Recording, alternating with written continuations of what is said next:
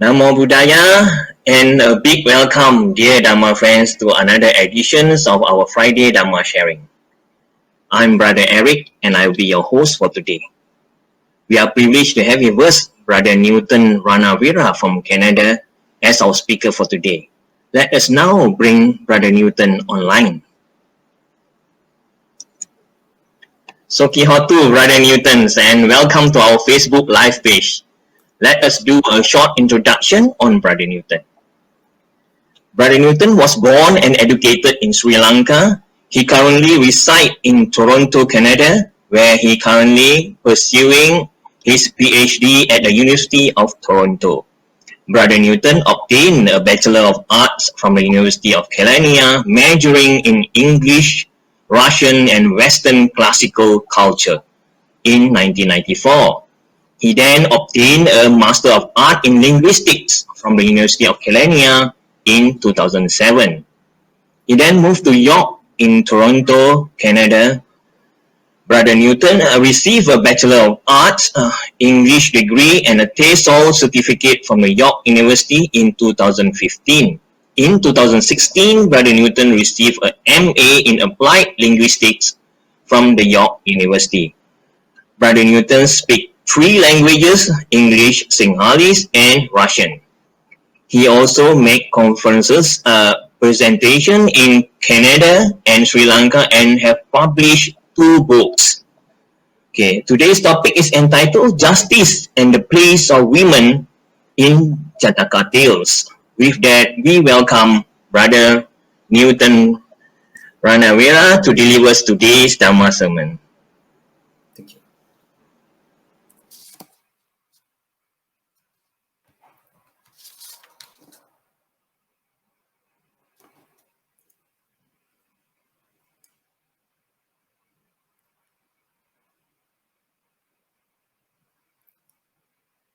We can start, right? Namo tassa bhagavato arahato samma sambuddhassa. Namo tassa bhagavato arahato samma sambuddhassa.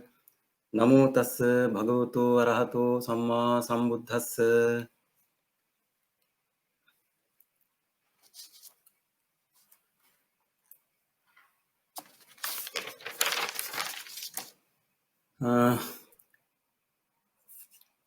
I have selected for today's topic, Justice and Place of Women in Jataka Tales.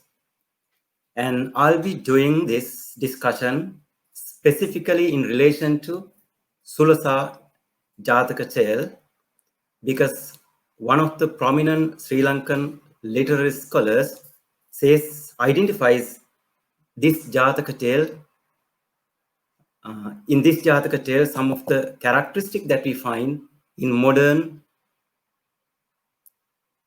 short stories. And in this discussion, I will not go into, discourses, discourses or prominent characters in Buddhist tales, but I would do it in relation to Sulasa Jataka tale, and then in contrast and comparison to modern short story elements.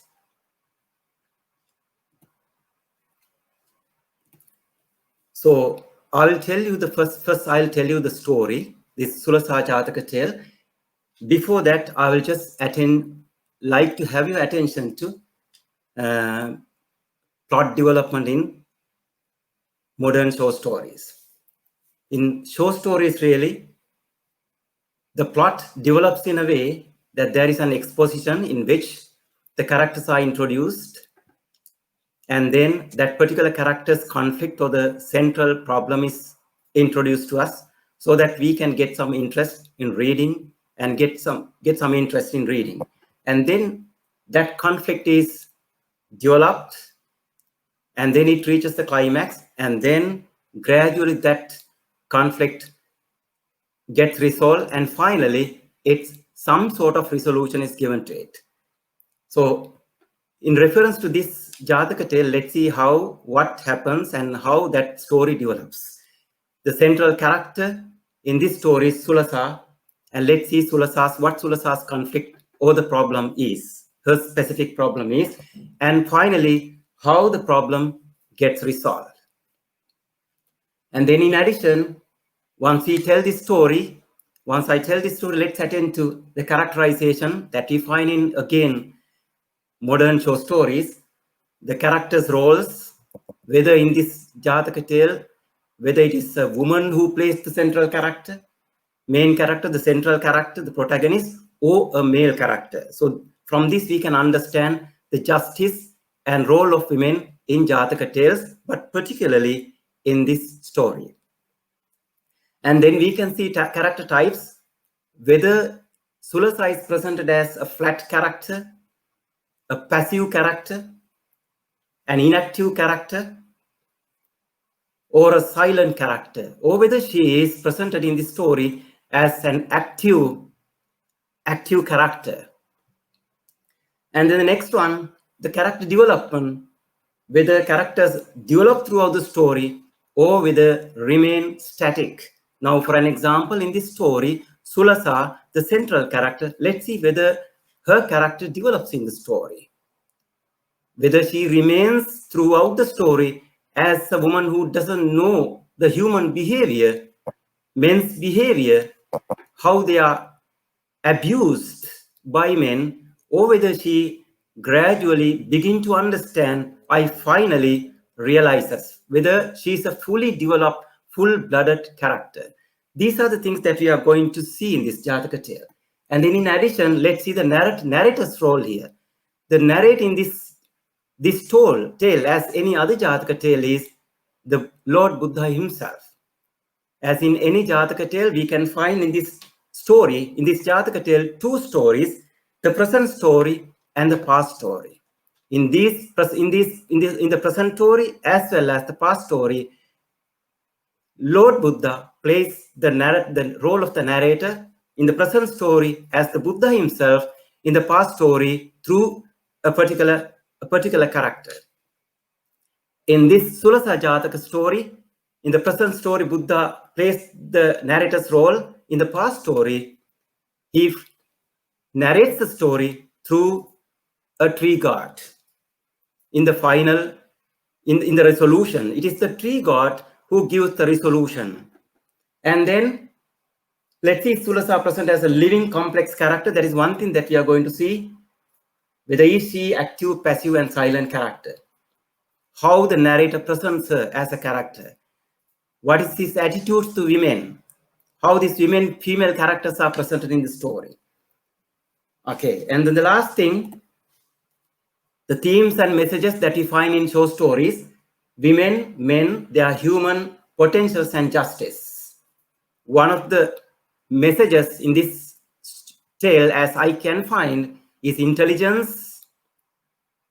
Now, I have a question here. How is Sulasa represented in relation, contrast to Sattuka, a male character, and other male character? How she is presented in contrast to male characters in this story? And then love, trustworthiness, and faithfulness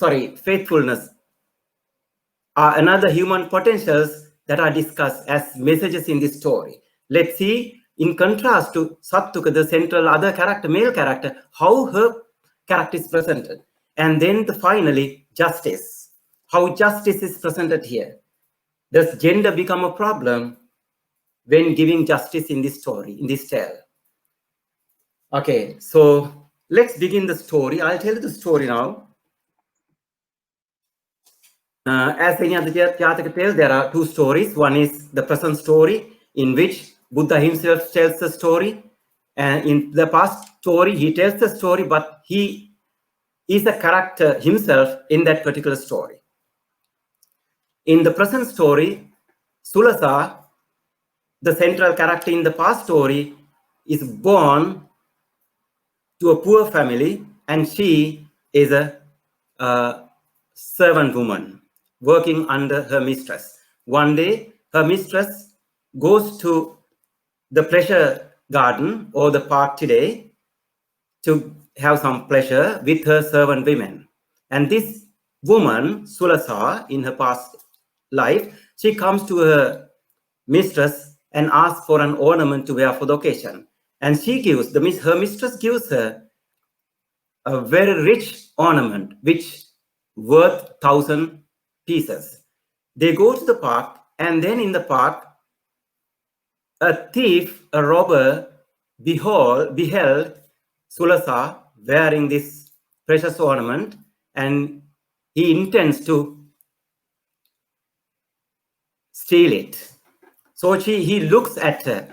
She assumes that this man loves her. That's why he looks at her. And then she looks at him, and then she had an idea about this man. And this man approached her, and they had some good time there. And then this man suggests Sulasa that they need to go interior into the forest where they don't find where they don't see anyone, or the others cannot find them, so that they can enjoy life. And then this woman thinks as to why this man wants to go with her to some other isolated place. Then she realizes what his intention is. She understands that she realized that this man wants to take her to an isolated place, kill her, and take her necklace. She designs here a counter plan. She tells the man that she's so thirsty, and she goes to a well, and there she asks him to draw water from the well. And once the man put the bucket into the well,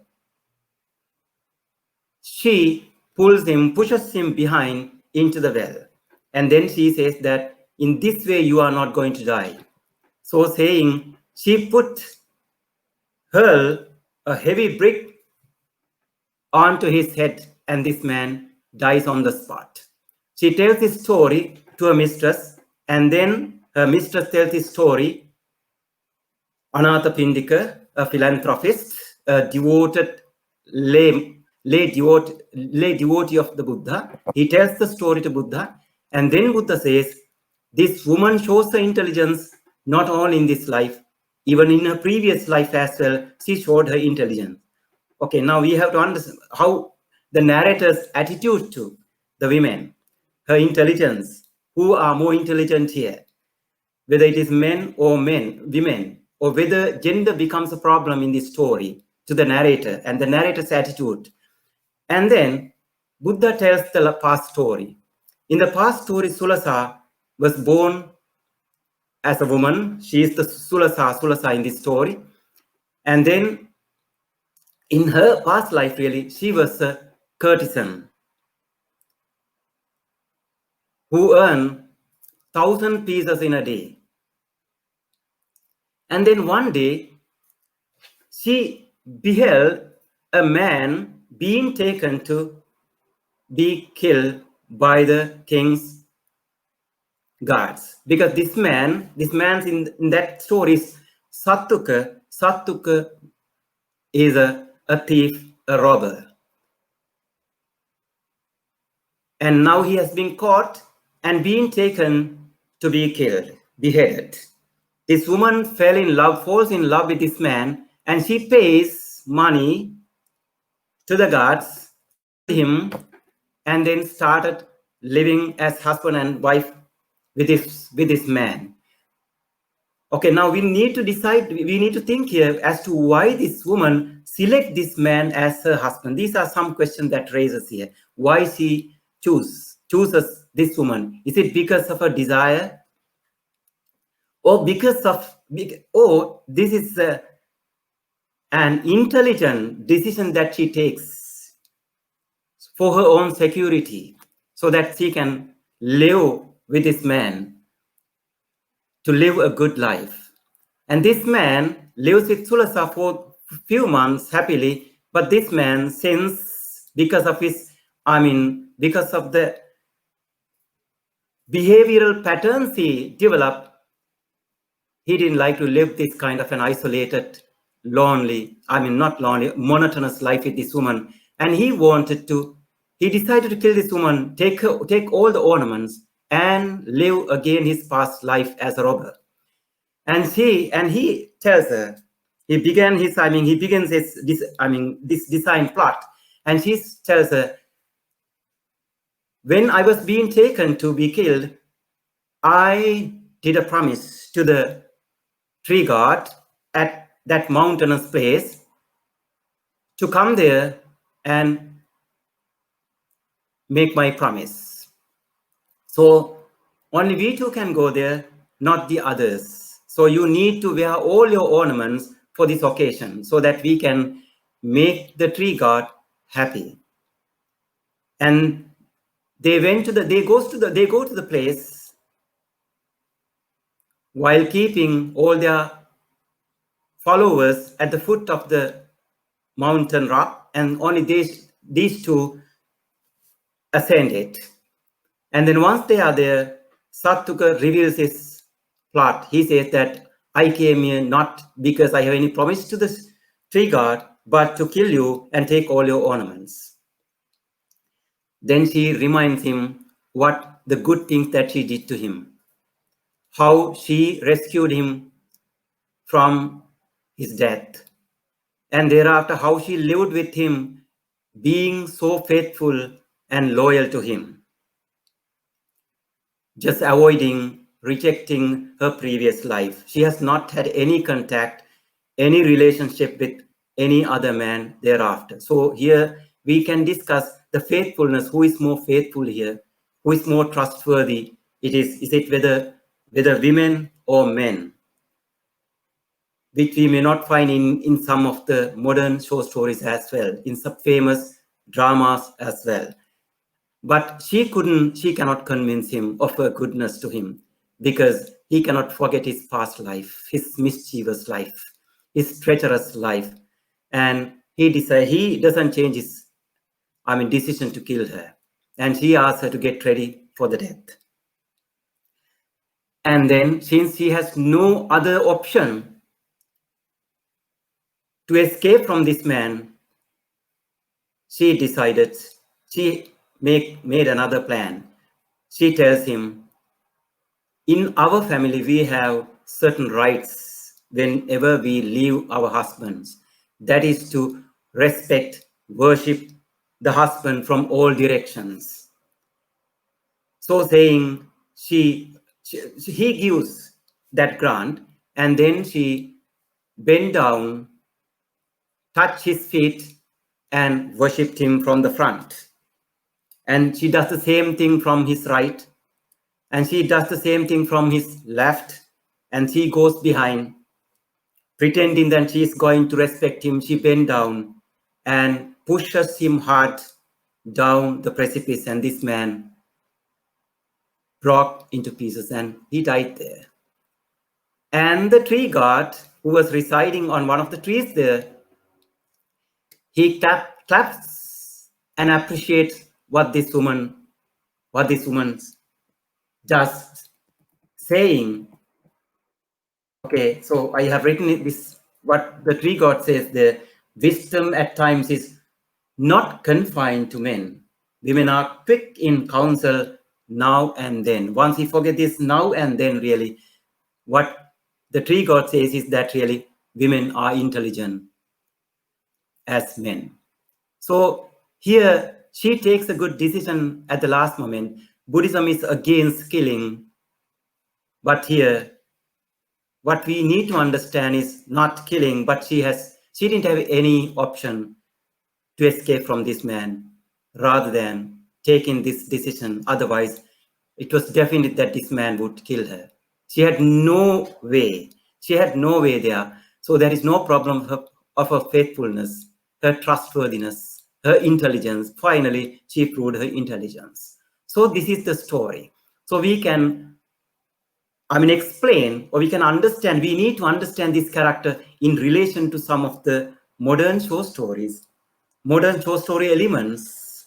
Once we apply the modern show story elements like plot development, characterization, and the narrative techniques, really, we can better understand this character, how justice is given to women, how justice is given in this story, whether gender becomes a problem here, whether other issues become problem when giving the justice. So the issue here is the narrator in this life in the resolution is given in the narrator resolves in the end. Really, he comes forward and he resolves, as in any didactic tale, he gives the solution here. And here we can see the narrator's attitude to women, whether gender has become a problem to him, how he makes justice here, whether he gives the justice in favor of men or in favor of women, or whether he just gives it really fair judgment. So these are some of the questions that I raises, and you can read the story again and then discuss this question, this story and justice, intelligence, love, trustworthiness, and fruitfulness that are discussed in this story in contrast to modern jatakas, modern tales, modern Western stories, particularly short stories, and then you would understand this better.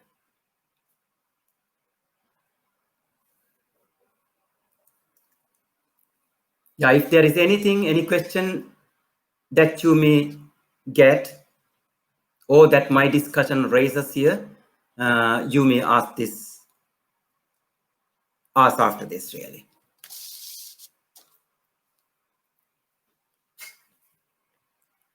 Just give me 1 minute.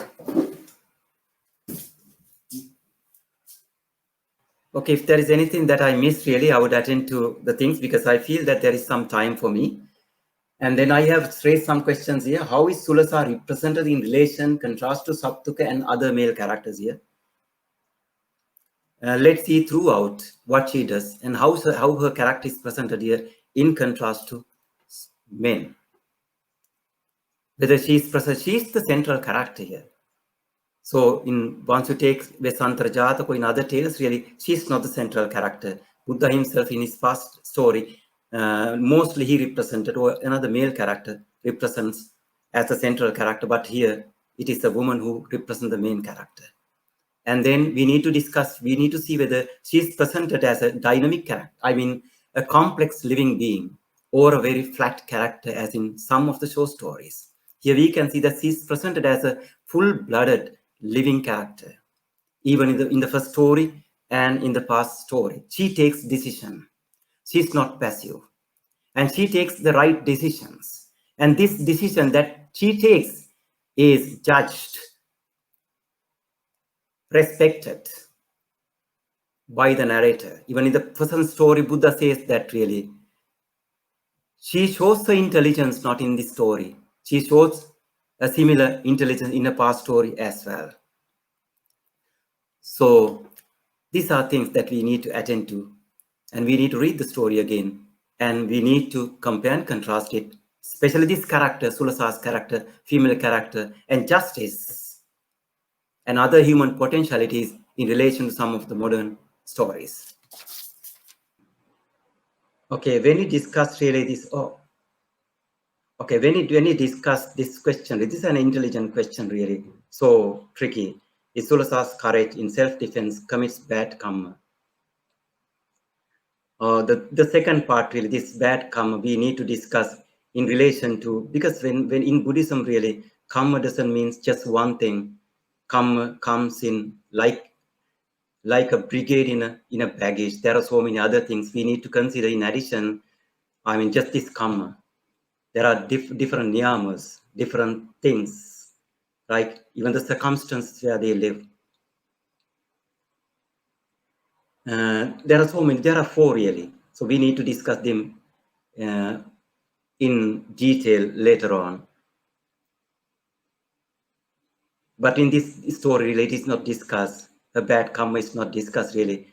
What is discussed, even by the narrator, the Lord Buddha himself, is her intelligence. Her intelligence is much appreciated here.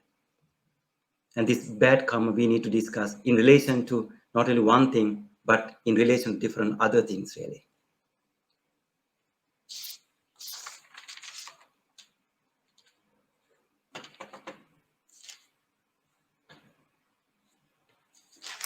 Okay, some of, yes, this in Jataka tales we can see prejudice against women, particularly the Vesantara Jataka.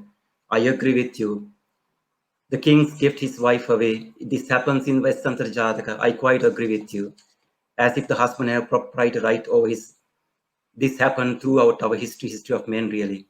Woman, either in the West, either in the East or in the West, she has been still in early, I mean, she was considered in the history of men, in the history of, I mean, human life, really, here or there, she was considered as a proprietor of man. It happened there. So in that particular Jataka story as well. How do you explain this then? Or is there another side to this story? So there is one thing that we need to understand.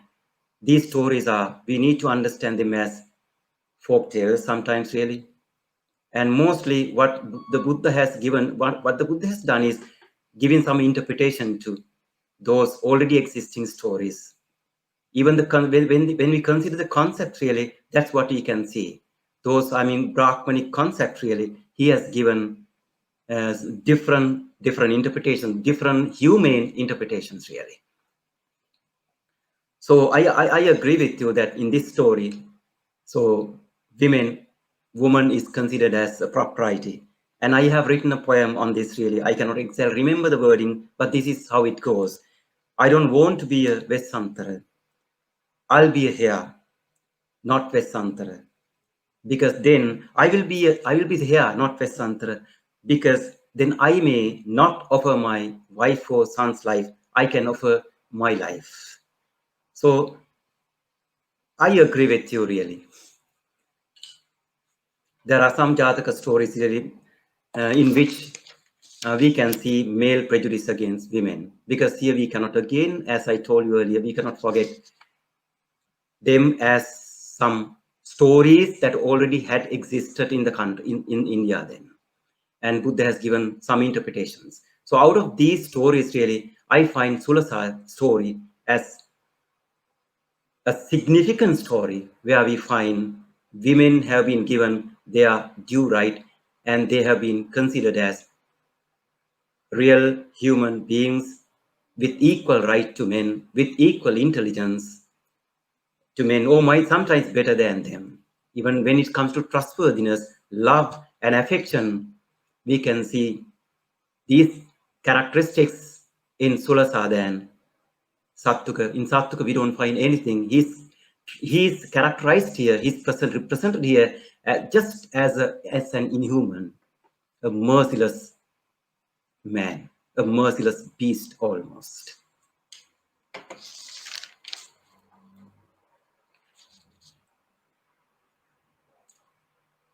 In this question as well, I quite agree with you. We can see such traces in Jataka tales. Is there any instances in Jataka tales women are given any voice of their own or to go further, being placed on the equal footing? So this is a good question, and this is related to what we discussed today, Sulasa Jataka tale. So though we find we needed to discuss, I mean, Svesantara Jataka, in which you find this misogynistic attitudes, really, in contrast to Sulasa Jataka, in which you find how women have been given their due rights. So Sulasa Jataka is an example for us to understand where they have been treated in the similar footing as the men.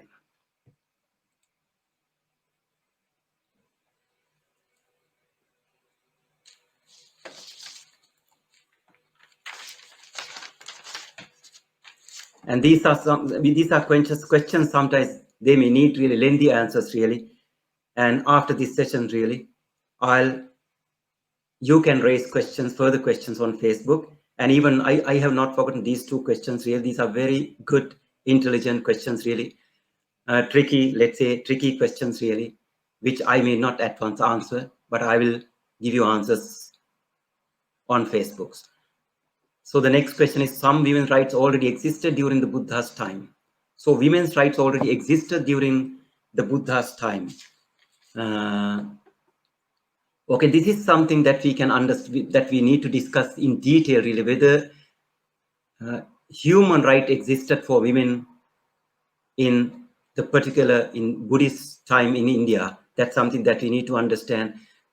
Our answer is yes. In certain places they might have had, in certain places mostly they may not have had. But what we need to understand is this is an interpretation. Always some sort of interpretation is given to those existing those existing stories. Even we forget that interpretation, really, we can see that they had really sometimes really rights in that particular society as well. Because in this society we live, both we are human beings. There are, I mean, humans and those who don't have, those non-human beings. But the thing is that these things are socially constructed, and in a patriarchal society, in such a patriarchal society, we cannot expect that they may have had such equal rights there. But we can find this Jataka story as a significant one, where we find this issue is discussed in detail. Detail in the sense more metaphorically. It is not discussed directly, but it is more discussed rather more metaphorically. So before we conclude, we would like to invite Brother Newton to share the merits accrued today with all the devas and our departed loved one. Okay, thank you. Akasattha Bhummatta Deva Naga Mahiddika Punyantang Anmoditva Chirang Rakhantu Loka Sasanang Akasattha Bhummatta Deva Naga Mahiddika Punyantang Anmoditva Chirang Rakhantu Desanang Akasattha Bhummatta Deva Naga Mahiddika Punyantang Anmoditva Chirang Rakhantu Mamparang Idam me nyati nang hotu sukita hontu nyatayo. Idam me nyati nang hotu sukita hontu nyatayo. Idam me nyati nang hotu sukita hontu nyatayo. Now we have come to the end of our Dhamma sharings. On behalf of Buddhist Mahavihara, we would like to take this opportunity to extend our highest thanks to Brother Newton Ranaweera, also to our generous sponsors, and to all our dedicated audiences. May all be well, peaceful, and happy. Sadhu, sadhu, sadhu.